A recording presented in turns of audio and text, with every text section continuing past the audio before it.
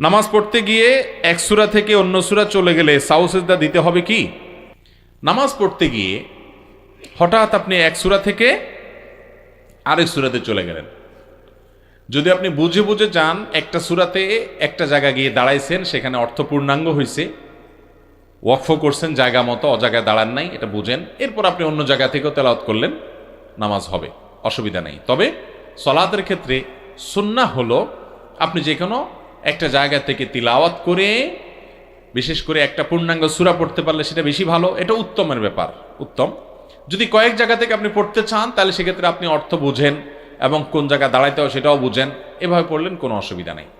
আর যদি এমন হয় যে আপনি অর্থ বুঝেন না কিন্তু ভুলে গেছেন, এক জায়গার থেকে হঠাৎ করে আরেক জায়গায় চলে গেছেন, মোসাবা আয়াত যেটাকে বলে, তাহলে এটা অনিচ্ছাকৃত হলে কোনো অসুবিধা নাই। আর যদি ইচ্ছাকৃত আপনি এরকম করেন এবং তাতে অর্থের বড় কোনো বিকৃতি না ঘটে, এক জায়গায় যায় ওয়াকফ করছেন, এবার আরেক জায়গাতে পড়তেছেন, নামাজ হয়ে যাবে।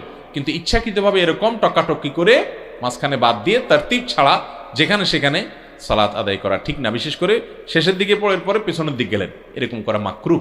কিন্তু যদি কেউ এরকম এক এক জায়গা থেকে একটু একটু করে পড়ে, অর্থ বুঝে বুঝে এবং ধারাবাহিকতা রক্ষা করে, নামাজ হয়ে যাবে।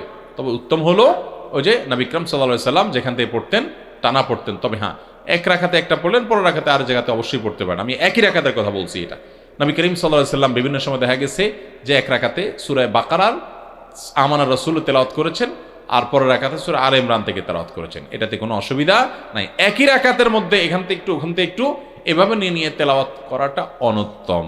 যদি করতে চান অর্থ বুঝে আপনি যদি করেন, নামাজ হয়ে যাবে, কিন্তু উত্তম হলো ধারাবাহিকভাবে আপনি তেলাওয়াত করা।